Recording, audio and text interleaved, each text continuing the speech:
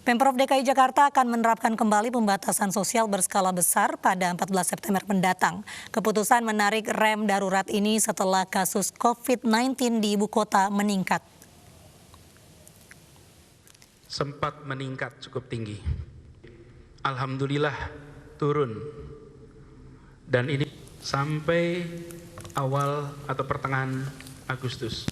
Sesudah pertengahan Agustus terjadi peningkatan terus. Keputusan menerapkan PSBB pada masa awal berdasarkan 3 indikator yang meningkat, yakni angka kematian, kapasitas tempat tidur isolasi, dan kapasitas ICU yang semakin menipis.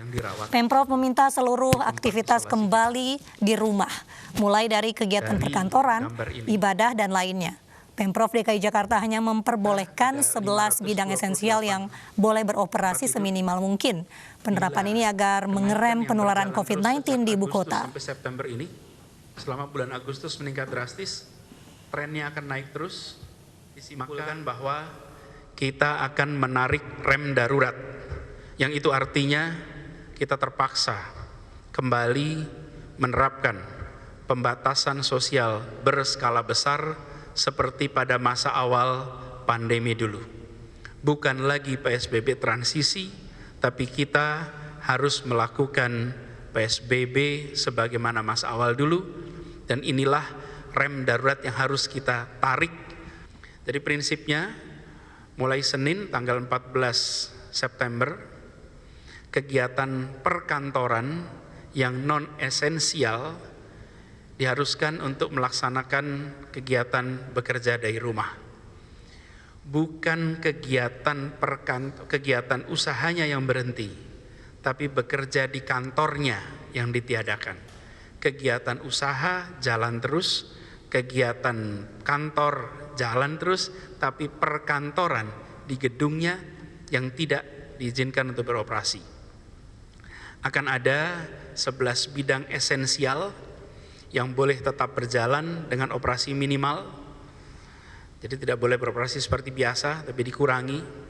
Dan perlu saya sampaikan bahwa izin operasi pada bidang-bidang non-esensial yang dulu mendapatkan izin akan dievaluasi ulang untuk memastikan bahwa pengendalian pergerakan kegiatan, baik kegiatan usaha maupun kegiatan sosial, itu tidak menyebabkan penularan. Lalu seluruh tempat hiburan akan ditutup. Kegiatan yang dikelola oleh Pemprov DKI seperti Ragunan, Monas, Ancol, taman-taman kota, dan kegiatan belajar tetap berlangsung di rumah seperti yang sudah berlangsung selama ini. Kegiatan usaha makanan, rumah makan, restoran, kafe, diperbolehkan untuk tetap beroperasi, tetapi tidak diperbolehkan untuk menerima pengunjung makan di lokasi. Jadi pesanan diambil, pesanan diantar, tapi tidak makan di lokasi, karena kita menemukan di tempat-tempat inilah terjadi interaksi yang mengantarkan pada penularan. Khusus untuk tempat ibadah akan ada sedikit penyesuaian.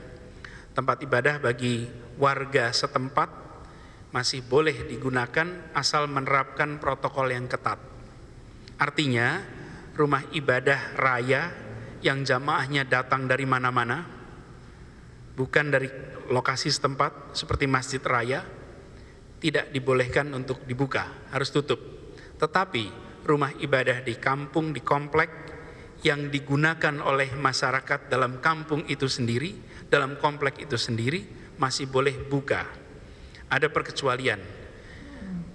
Kawasan yang memiliki jumlah kasus yang tinggi, kawasan-kawasan itu ada datanya, wilayah-wilayahnya, RW-RW yang dengan kasus tinggi, maka kegiatan beribadah harus dilakukan di rumah saja.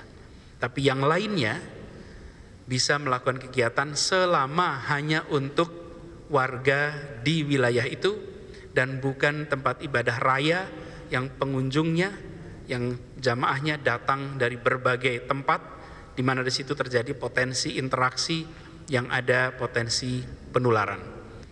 Kemudian kegiatan publik dan kegiatan kemasyarakatan yang sifatnya pengumpulan massa tidak boleh dilakukan, kerumunan dilarang, karena ingat penularan itu ada dalam kegiatan-kegiatan komunitas besar. Bahkan saya boleh menganjurkan kumpul-kumpul seperti reuni, pertemuan keluarga, dan lain-lain yang sifatnya mengumpulkan orang dari berbagai tempat sebaiknya ditunda. Lalu transportasi umum akan kembali dibatasi secara ketat jumlahnya dan jamnya. Ganjil genap untuk sementara akan ditiadakan, tapi bukan berarti kita bebas bepergian dengan kendaraan pribadi. Tentu mungkin ada pertanyaan bagaimana dengan pergerakan orang keluar masuk Jakarta. Idealnya tentu saja kita bisa membatasi pergerakan keluar masuk Jakarta hingga minimal. Tapi dalam kenyataannya ini tidak mudah untuk ditegakkan hanya oleh Jakarta saja. Ini butuh koordinasi dengan pemerintah pusat, utamanya dengan Kementerian Perhubungan, juga dengan tetangga-tetangga kita di Jabodetabek, yang insya Allah besok kita akan melakukan koordinasi terkait dengan pelaksanaan fase pengetatan yang akan kita lakukan di hari-hari ke depan.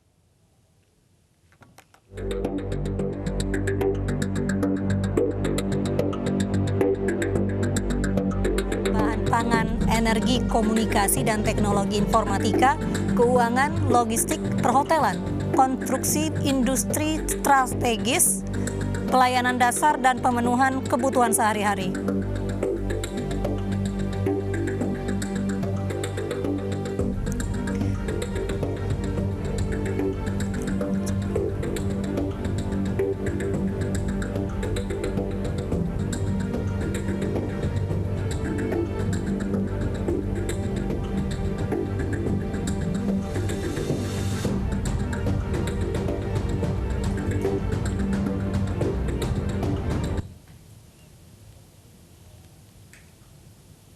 PSBB itu mengatur soal membatasi kegiatan sekolah dan tempat kerja, membatasi kegiatan keagamaan, pembatasan fasilitas umum dan kegiatan sosial budaya.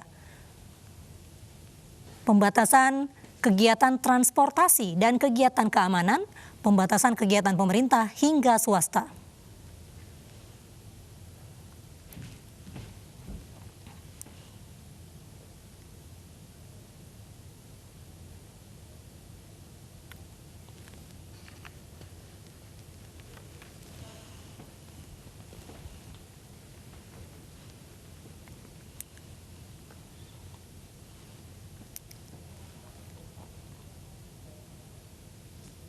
Awesome.